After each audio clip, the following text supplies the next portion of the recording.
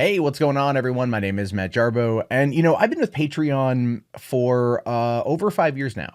I started working or started my page on there, not working with, started my page on there back in the late summer, early fall of 2013. I've never had an issue with the company as a company. I mean, all transactions have worked out well, and they've evolved over the years, and they've grown into this absolute powerhouse that has completely outlasted its competition to the point of where there is no other competition, right? There really isn't a competition, and they've been able to really just destroy everyone. Maker support is gone. They kind of took some money and ran. It feels like Patreon went down.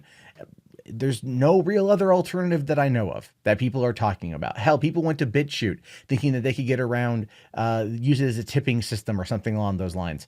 And even that lost its PayPal support and everything else. It feels that if you're not a major player in Silicon Valley, you have no real shot of maintaining a proper platform for people who may not be the most politically correct individuals out there. And this is where Patreon comes into play. Again, I have nothing against Jack Conte specifically. I have nothing against the company specifically, but I feel like they're kind of overstepping in a few areas. And I just want to call that out, especially because what we have here is Milo Yiannopolous lasted a single day on Patreon before getting banned. Now, Milo is an interesting case. Milo is a very, very, very interesting case, and that has a lot to do with the fact that he's Milo Yiannopolous, and he's been a provocateur for many years, and I think now he kind of hit this point where he realized that his provocateurness maybe backed him into a corner, and so he thought Patreon would be a way out of it. Unfortunately, again, he lasted only a single day. Now, it says here, former Breitbart editor Milo Yiannopolous attempted to fund a magnificent 2019 comeback on the crowdfunding platform Patreon, only to be banned after one day. Yiannopoulos' Patreon campaign, whose banner image is seen above, garnered around 250 patrons, pledging an unknown amount of money before being kicked off the service. Saying here, Milo Yiannopolous was removed from Patreon as we don't allow association with or supporting hate groups on Patreon, the company said in a tweet. Leaked emails have linked Yiannopolous to white supremacists, and a 2016 video showed him singing karaoke in a bar with audience members, including Richard Spencer, giving Nazi salutes. As Splinter pointed out, Yiannopolous posted an email from Patreon which said he'd been banned for his past support of the far-right Proud Boys Association, saying here, your past association with Proud Boys, though recently disavowed, is a breach of our guidelines. Now, see, that's the thing, is they're not focusing on doing karaoke and dropping a Nazi salute with Richard Spencer in the room. They're focusing on the Proud Boys. And the Proud Boys is not an organization that I even remotely respect in any way, shape, or form. I don't like them at all. But they have a right to exist. They have a right to organize, and I've watched the battles between them and Antifa in Portland, and I know people don't want to hear this, especially those in Portland. But Antifa have in fact been predominantly the aggressors in those situations. Not saying that either party is clean of any sins, but they've definitely, from what I could tell, the Antifa plays their part, but never gets any bit of the pushback whatsoever. It's two sides of the same coin. It's a horseshoe theory in motion, and yet only one side is the one that gets branded a specific type of group. The other side doesn't, and that's just ridiculous. You can't use violence to fight to fight your battles and then claim that you're still the moral high ground on this one, right? We're not in episode 3 Revenge of the Sith. But with Milo getting booted out for the Proud Boys Association, again, even though he disavowed it, is kind of against the terms of service. Shown here in their hate speech policy, it says Patreon connects creators with their patrons all over the world. We are a global platform built on promoting creativity, which makes us a very inclusive group. Therefore, there is no room for Patreon or on Patreon for hate speech, such as calling for violence, exclusion, or segregation.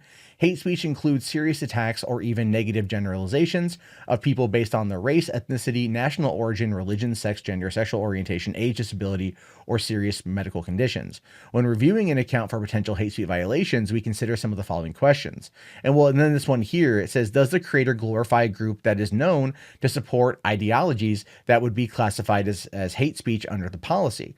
Well, here's the thing with that. that, and I'm not trying to downplay what they're saying here ultimately, but in the United States, which is where Patreon is located, which is where Milo Yiannopolous is based, I believe legally married to a U.S. citizen, probably in the process of getting his green card, and becoming a naturalized citizen, one could argue that the Supreme Court has ruled that there is no such thing as hate speech in the country.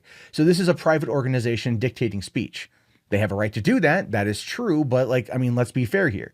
So in this particular regard, does Milo Yiannopolous, does he glorify a group like the Proud Boys? Well, it says that even though he disavowed them, it still violates the terms of service. Isn't that a little bit weird? To me, that's a little bit weird.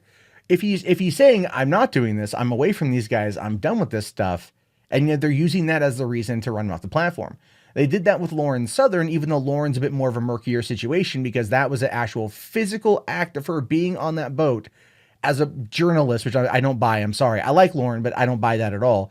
As an activist, posing as a journalist, and indicating what to do in regards to stopping the migrant ship. That was an actual physical act that she partook in, right? This is just Milo being Milo. Milo's been around for years.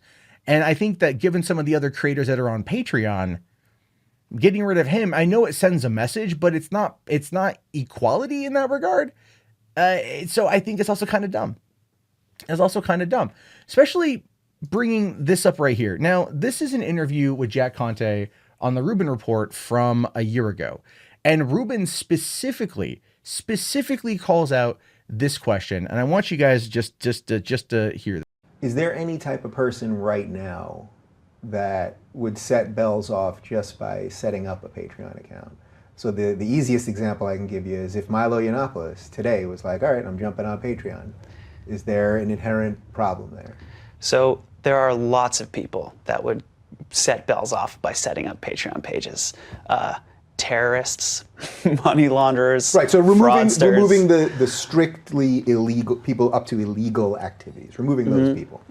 Somebody that happens to be controversial, someone who I expect from looking at your Twitter that you probably are not a big fan of. Let's say someone like Milo. Would that set off any bells internally as to can we even go about doing this? Because the same people that really don't like Lauren, or the same people that like Lauren like Milo, obviously. Yeah. Again, what I would say is, and see, here's the other thing I think people don't understand about these sorts of decisions.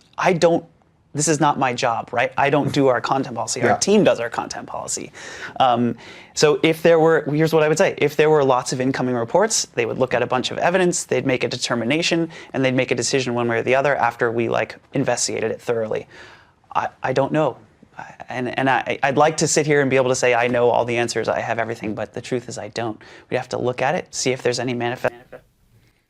Okay, so Jack Conte, CEO of the company, created Patreon, nurtured Patreon, grew Patreon to where it's at. Even in this interview, he goes on to say that he calls other CEOs in Silicon Valley for advice, that they're all pretty cozy with one another.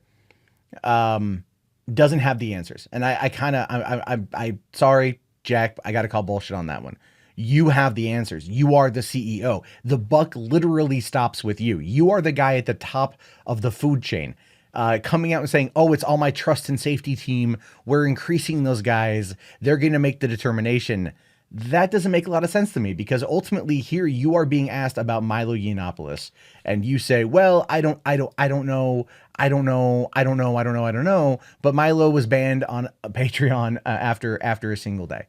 Right after a single day. And some have questioned whether or not it comes from SPLC writing all these articles about him. I mean, just go to SPLC Center or whatever the hell website, and then you can just type in Milo, and this is what pops up. I mean, they have gone after him 1, 2, 3, 4, 5, 6 times this year, just to draw attention to Milo. Now, look, I'm not trying to I'm not trying to amplify Milo. I am not trying to boost him up. I'm not trying to say Milo did nothing wrong. Milo says a lot of things I vehemently disagree with. I think he says things to be provocative. I think he says very insensitive things that are just meant to get a reaction. I don't agree with a lot of what he says. I've talked to the guy before personally, and I think his persona is now what he's known as versus what he used to be, which wasn't this. And he is now I think he kind of believes his own BS at this point. I think he's gotten drunk on his own farts. And that pushes him further and further and further to get himself into these situations, which I think now have had a negative impact on him. But at the same time, it goes back to the question though about Patreon. Does the creator glorify a group that is known to support ideologies that would be classified as hate speech under the policy? And if he disavowed the Proud Boys and you're using that as a way to get rid of him, it seems like a cheap shot. It seems like a bit of a cheap shot. I think you're looking for any reason to get rid of Milo. When asked specifically a year ago about Milo coming on the platform, the first thing out of Jack Conte's mouth is, well, if terrorists come to freaking Patreon. Milo Yiannopolous is not a terrorist. He's an asshole. He's not a terrorist. There's a huge difference. There's got to be a difference there. And that kind of brings me to the final part of this here, which is this page. You can't see the URL, but this is Sargon of Akkad's page. This is Sargon of Akkad's page. This page has been removed, right? And I talked to Sargon, talked to him this morning, asked him what happened. And he said, well, they removed him specifically for a live stream he was on where he used the N-word. And that's followed him around. The context of what he was saying there is the context of what he was saying there. I don't want to try to defend it, mostly because I get what he was trying to say, but at the same time, I don't agree with it. But that's what they got him. They got him for hate speech, and they said it has to do with that. They said that it has to do with that particular thing. So part of me just has to kind of like laugh a little bit at this, because Patreon is acting like the moral arbiter, right? In that interview with the Rubin Report, there's a lot of times where I got really frustrated with that, simply because Dave would ask a specific question, Jack skirts around the issue, and then Dave either finds a way to make it all about him or just doesn't press on any of the issues. But that's how Dave Rubin is. Dave Rubin is not a journalist. Dave Rubin never really asks the hard questions unless it has to do with something related to him. And it's one of the reasons why I just don't respect Dave Rubin anymore. It has everything to do with the fact that in this interview, when there's multiple times he could have pushed Conte to give more specific answers over more specific things, he made it more about himself than he did about other people. And it's a wasted opportunity, in my opinion. And if I ever got the chance to talk to Jack Conte, I would love to ask him some questions. They'd be tough questions, but I'd be fair about it. I'm totally willing to be fair about this stuff. I understand people don't like Milo. I understand people don't like Sargon of Akkad. I know Sargon personally. We've been friends for a few years. I don't agree with a lot of what Carl has to say, because I feel that, again, it's hyperbolic and it's meant to kind of evoke an emotional response, kind of similar to Milo. And that's not the way I approach things. So there's a difference there. But I also would not want to see these guys lose out on financial funding just because they said something that someone on a trust and safety team disagrees with, especially when it feels like it's very, very, very targeted and it's not at all held to the same standard, right? Like, it's not at all held to the same standard. There are multiple creators on Patreon who say far worse things, who have done far worse things, and that their Patreons are just fine. They're just fine. So, Patreon in this case is specifically targeting people that they have a problem with. And that's why this video is titled The Problem with Patreon, because they are acting as a type of arbiter that is very, very, very uneven, unequal. And Jack Conte even says in there, like, when Dave brings up well, what about Lauren Southern? Could she appeal this? And then he's like, oh, if she wants to come talk to me, she can come talk to me. I asked Carl that. I said, hey, did you email Patreon? He's like, I've emailed them. No response. Because I don't think Jack Conte is really wanting to, it's lip service. I think it's lip service. And I think, they want to keep themselves as squeaky clean as humanly possible. They say there's no porn allowed on Patreon, but a lot of, adult performers have patrons. And I'm not knocking that. I'm not sitting there going like, you need to take this all down. I'm not. I'm merely pointing out that there's a lack of equality on a website that is run by people who are the first to go on Twitter and yell about equality needing to be a thing, right? And it's like not understanding that equality is a two-way street. It's not a one-way line to the gulag.